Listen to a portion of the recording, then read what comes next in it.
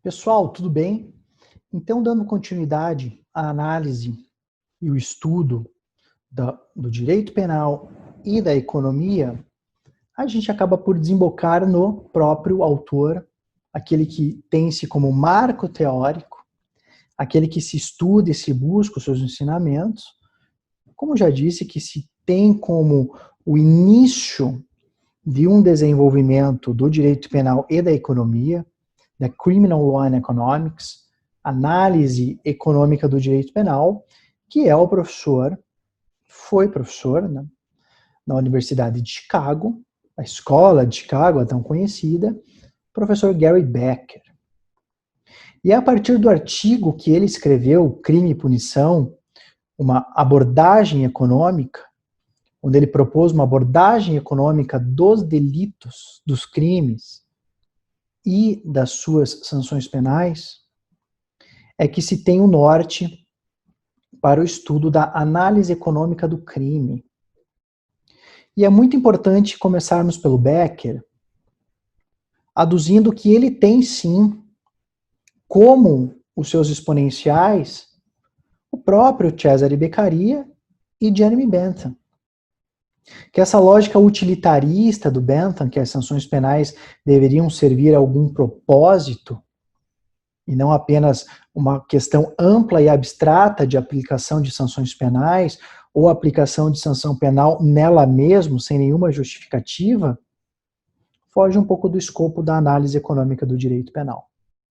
Então, essa aplicação da lógica utilitarista de Jeremy Bentham ao crime, ele permanece ali até 1960, quando o interesse pela análise econômica, e principalmente a análise econômica do direito penal, a análise econômica da lei criminal, ela surge, ela tem um novo aflorescer através dos escritos de Gary Becker, principalmente sobre o crime e a aplicação da lei penal. E esse artigo de Gary Becker, Crime e Punição, uma abordagem econômica, numa tradução rápida e rasa, o que Gary Becker trazia nisso? Ele trazia uma visão econômica, uma visão de custo-benefício, uma visão de aplicações de sanções penais que viessem a dissuadir o agente ao cometimento do ilícito penal. Então, ao contrário de Bentham e aqueles colegas utilitaristas que enfatizavam aquela conceituação hedonista do sujeito humano, com as noções de dor e prazer, como o próprio Bentham sempre aduziu em seus escritos, Becker veio com noções estritamente econômicas de preferências e escolhas, conceitos econômicos, de comportamento econômico, para jogar essa luz às leis penais, ao direito penal.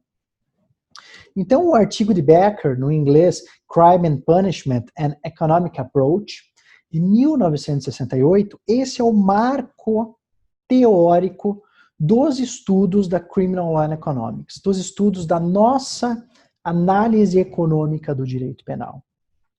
E o que Becker, a gente pode passar a tecer algumas considerações nesse escrito de Becker, o que Becker desejava com esse manuscrito? Becker trazia, isso é expresso no seu artigo, que, na visão de Becker, uma teoria útil do comportamento criminoso pode dispensar teorias especiais de anomia, inadequações psicológicas, herança de traços especiais, bem lombrosiano isso, né? E simplesmente entender as habituais limitações do economista na análise da escolha. Só esse trecho do artigo do Becker, e aqui eu peço a licença de traduzi-lo ao português de uma forma rápida, só esse trecho já causa desconforto, apenas essa parte já causa grande insurgência quanto ao viés econômico para a análise das leis penais. E por que isso ocorre? Porque aqui afastamos o ser humano, o seu habitat, a sua sociologia, a sua antropologia, visões lombrosianas de fisionomia de sujeitos, e trazer questões psicológicas, e traz joga a luz da economia no direito penal, na análise da escolha. E por que isso é importante? Porque Becker aduzia que o ser humano é possuído de sua racionalidade e faz as suas escolhas de modo a aumentar o seu lucro, o seu benefício, de maximizar todo e qualquer resultado. E aí está o ponto central da insurgência daqueles que são contrários a uma aplicação, a um ferramental econômico para se olhar o direito penal. Porque é sabido que no direito penal nós analisamos, através da criminologia, através da sociologia, através da filosofia, se coloca o homem enquanto ser humano e se analisa todo essa volta marginal, toda essa órbita do ser humano para a prática delituosa. E sob a ótica de Gary Becker, para ele, e na visão de Gary Becker, através dos seus manuscritos, para ele não haveria esta importância, e sim poderia se verificar este agente que transpassa o limite da normalidade e comete um delito externando esta vontade, este o comete de forma racional, visando aumentar o seu benefício. E é claro que promover uma leitura atenta a Gary Becker, ele fala e muito dos crimes patrimoniais. Ou, como se aduz na contemporaneidade, delitos econômicos.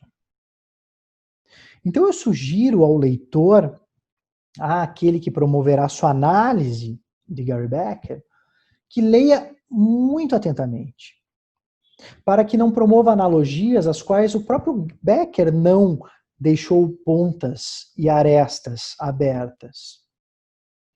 Porque Becker defendia que mais pena poderia ter uma influência no agente para que não cometesse o delito. E se nós pensarmos de uma maneira rasa desta forma, chegaríamos nas penas capitais, chegaríamos na pena de morte, que é a maior pena que temos no ordenamento jurídico penal. E aí resta o questionamento a vocês. Se nos ordenamentos jurídicos penais que promovem a pena de morte, a pena capital, a pena corpórea mais firme que se tem notícia, se nesses ordenamentos jurídicos se zerou o crime, ou se não há crime.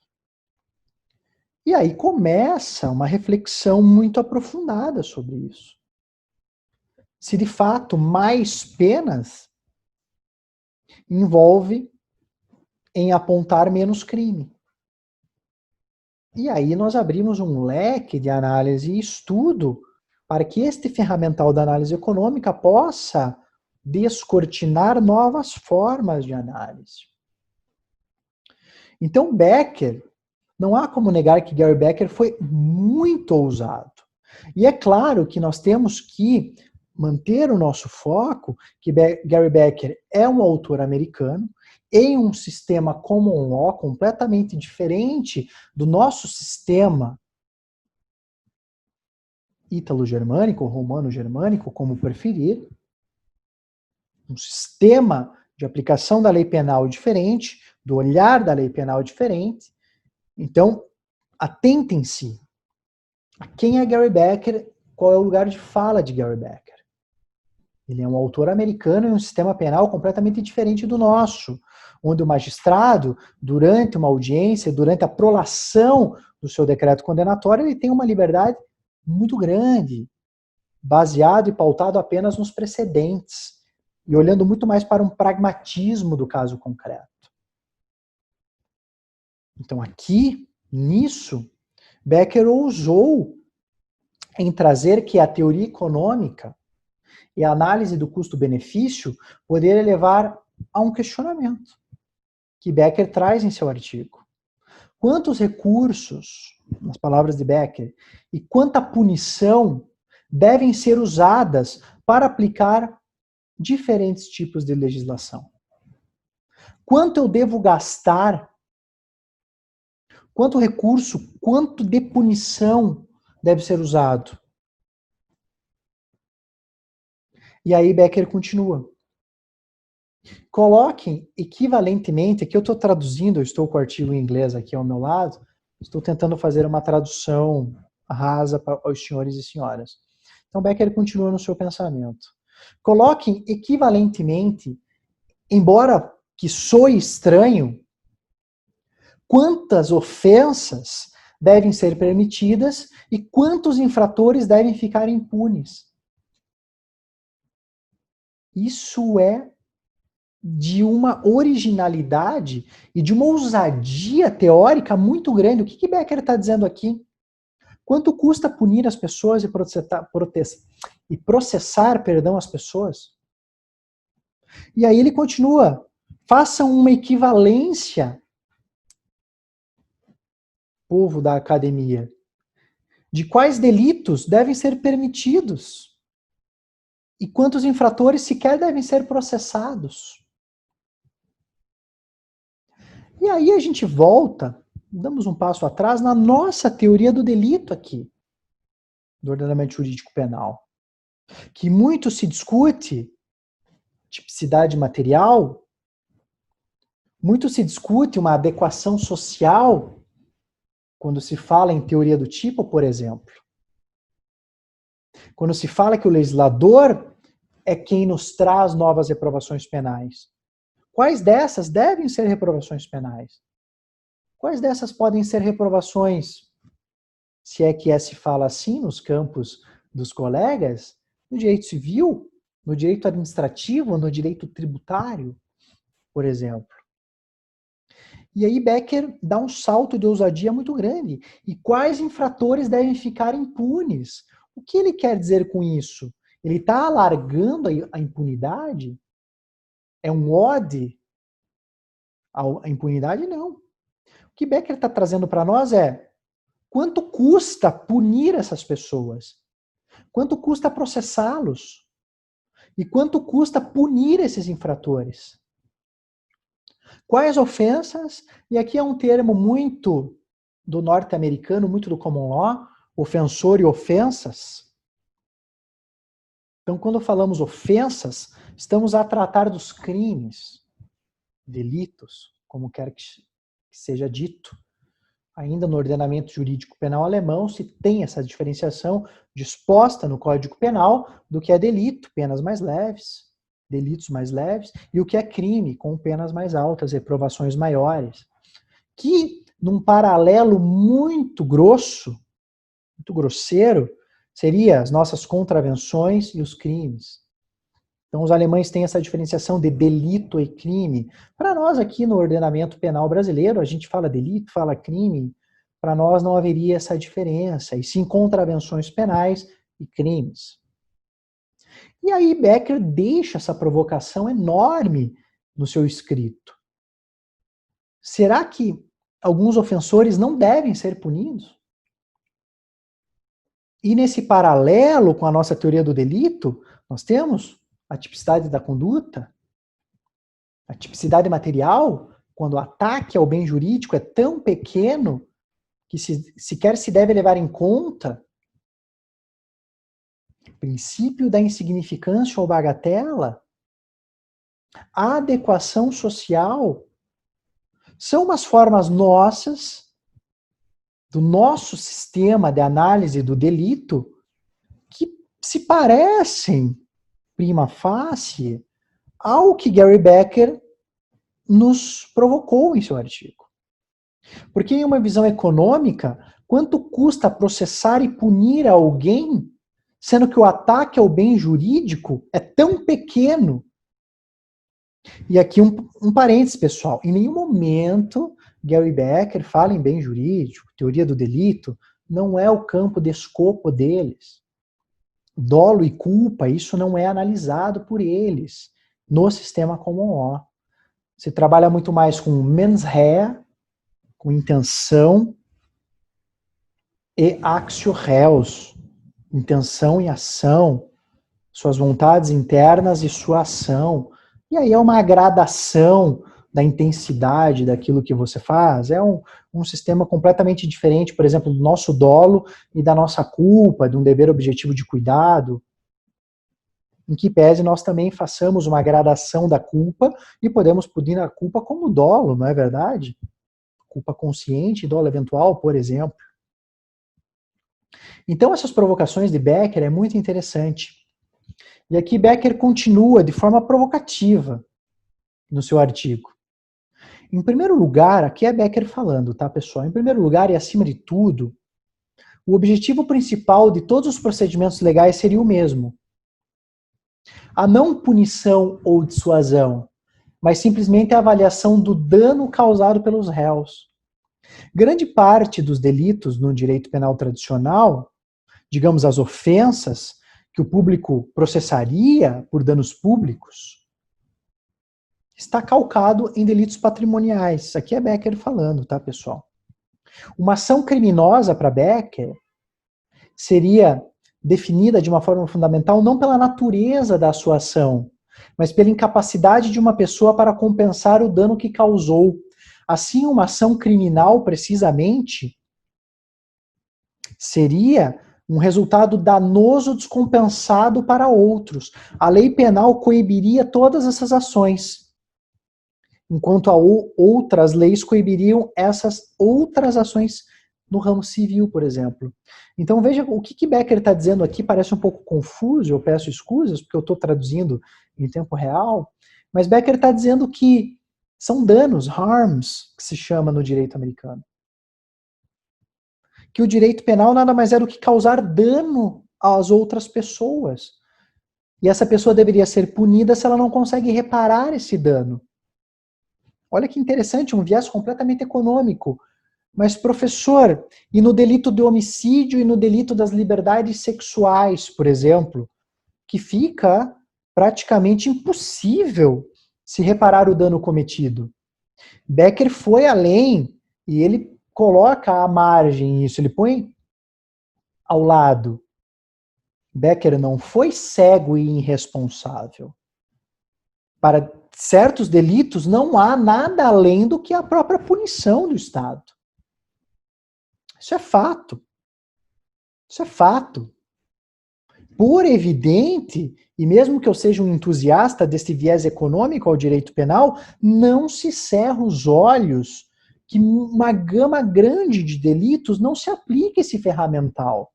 De uma forma teórica, você consegue aplicar, verificando que alguém que ceifa a vida de alguém o fez para subir em uma categoria de organização criminosa, o fez porque quer retirar aquele outro que também vende a mesma substância e assumir o seu local, por exemplo. Não é verdade, pessoal? Então temos que Becker não foi de todo irresponsável. Ele sabia o que ele estava falando. E aqui este parágrafo é muito claro neste sentido.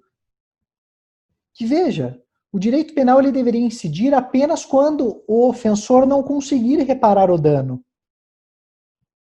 E aqui sim nós voltamos o nosso campo para os delitos econômicos e patrimoniais. E aqui eu lanço o questionamento, que é um questionamento que eu lanço em sala de aula. Você que teve o teu patrimônio violado, será que você deseja realmente, lá no fundo do seu consciente, uma punição, ou você quer o status quo do seu patrimônio? Você quer o seu patrimônio de volta. Veja que interessante, porque nesse viés de Becker, o Estado seria um espectador dessa relação. Porque é sabido que a relação do criminoso é para com o Estado e não para com a vítima. Quer queira, quer não. É muito ruim nós olharmos desta forma, às vezes até falarmos em sala de aula, mas a relação daquele que comete um delito é para com uma ofensa contra o Estado. Nesta relação de confiança. Não é à toa que Günther Jacobs, um autor alemão, aduzia que uma das funções do direito penal é reafirmar a norma, é reafirmar esse poder do Estado para que você não transpasse esses limites de reprovação. Então, quando alguém comete um delito, ele comete uma afronta ao Estado nesta relação de confiança. E nesse viés de Becker, o Estado ficaria como um espectador e o ofensor promoveria uma reparação direto à vítima, sem a incidência de um direito penal. E isso é muito interessante. Isto realmente é muito interessante. É interessante de se pensar dessa forma. É uma forma nova, como eu já disse, é uma forma diferente, mas é uma forma interessante. Esse estudo do Becker, esse artigo de 1968, ele vem como uma primeira tentativa sistemática de aplicar as ferramentas da teoria da escolha racional e a análise do custo-benefício no âmbito do direito penal. E Becker demonstra no artigo dele que o volume de crimes reflete essa interação entre os indivíduos e a aplicação da lei. Que o referencial daquele que comete delito é uma escolha racional, que ele o comete para maximizar o seu benefício, sendo que o custo é pequeno. Então, a atividade esperada, a utilidade esperada com o delito é muito maior do que o próprio custo. E esses custos envolvem a possível punição. Em outras palavras, o que Becker está dizendo? Que as pessoas se envolvem em atividades criminosas não porque suas motivações básicas variam daqueles indivíduos que respeitam a lei. Não que aquele que comete o delito também não tenha respeito pela lei. Mas sim o comete, a infração, o delito, em uma estrutura de custos e benefícios. Quem sabe, o agente racional ele tem o respeito pela lei. Ele a conhece. Mas uma estrutura de racionalidade de custo e benefício o leva à atividade criminosa. E Becker, de forma a dar uma gênese, de forma magnânime, Becker apresenta cálculos matemáticos em seu artigo. De custo-benefício. Então, se o benefício esperado é maior do que o custo, o agente, através de sua racionalidade, opta pelo cometimento do delito. E isso é muito interessante. É muito interessante. E a quantidade de crimes em uma sociedade, Becker dizia, não é determinada apenas pela racionalidade e preferência dos infratores, mas também, e aqui é a palavra de Becker, do planejador social. Quem é o planejador social para nós aqui no Brasil, por exemplo? O legislador. Que inclui quanto se vai gastar em segurança pública, quanto se gastará com bons fóruns, com a prevenção, polícias, inteligência, boas penitenciárias para que se evite a reincidência. E é muito legal, é muito inusitado quando Becker fala que também trabalhar com os delitos não é apenas olhar para o infrator, mas sim das decisões do planejador social. Que aqui, repito, sendo um pouco redundante, é a famosa figura abstrata do legislador, que tanto falamos no direito penal. O legislador, a intenção do legislador. Então, olhar para aquele que comete delitos deve andar par e passo às decisões desse planejador social, às decisões do legislador. Porque o legislador também tem a sua parcela de culpa na reincidência, em confecções de legislações penais inefetivas e ruins. Quanto se investe em educação, formação profissional, transporte público aceitável, para que cada vez mais esse agente racional não veja uma estrutura de custo-benefício para maximizar o seu resultado que seja através de uma infração penal, ao invés de uma vida baseada em preceitos da legalidade. E eu, particularmente, uma visão de professor, eu acho interessantíssimo esse ponto de Becker, quando ele volta a sua caneta ao planejador social. E aí, nós começamos uma discussão em que pese Becker olhe para a estrutura racional de maximização de resultados, custos e benefícios e decisão racional, ele não fecha, perdão, eu ia falar não cerra, acabei misturando as palavras, não cerra os seus olhos às políticas criminais, às políticas públicas. É muito interessante isso.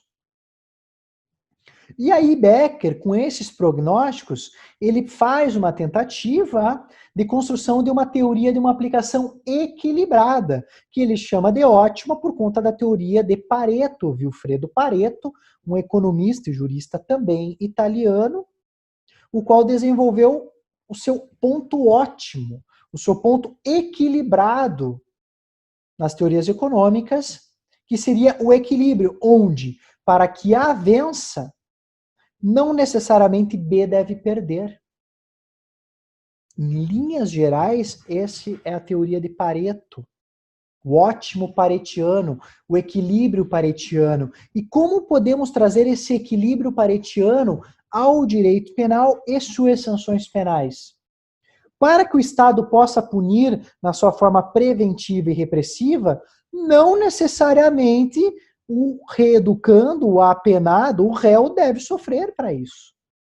Nós podemos buscar sanções penais equilibradas, que atendam às finalidades da pena, sem que cause maior prejuízo àquele que será o destinatário desta.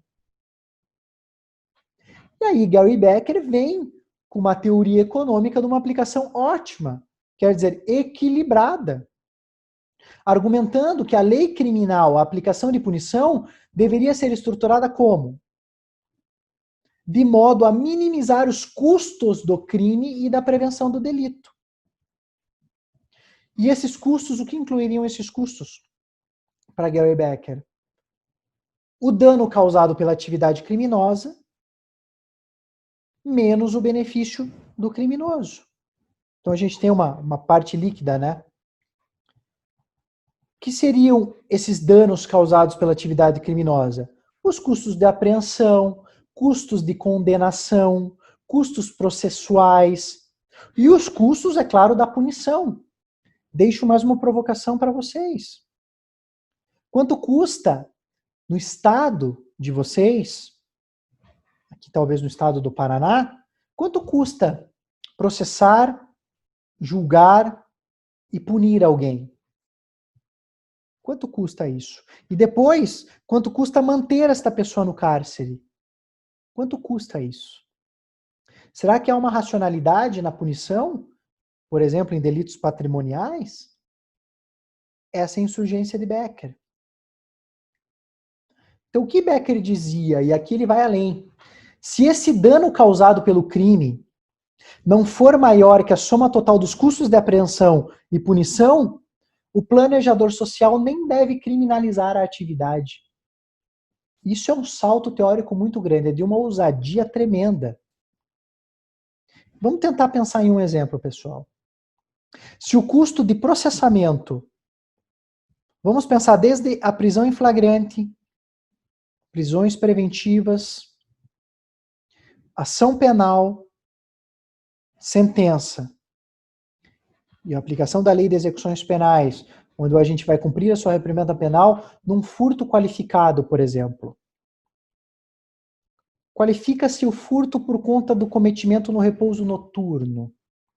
Então, o agente entra na loja de alguém, entra na casa de alguém e furta um celular que custa R$3.000. Para Becker, se o cálculo deste dano causado pelo agente de R$3.000 for menor do que todo esse custo de processamento, talvez o planejador social, e trazendo a uma linguagem própria, nossa, o legislador, talvez nem deveria criminalizar isso. Talvez poderia buscar a tutela do direito civil, que esse ofensor ressarcisse a vítima. Por que não?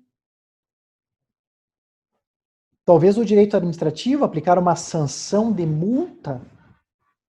Por que não? Então veja que há uma forma de pensar muito ousada de Becker. Por isso ele é o marco teórico, por isso ele é amado, e por isso ele também entra no rol do desgosto, talvez.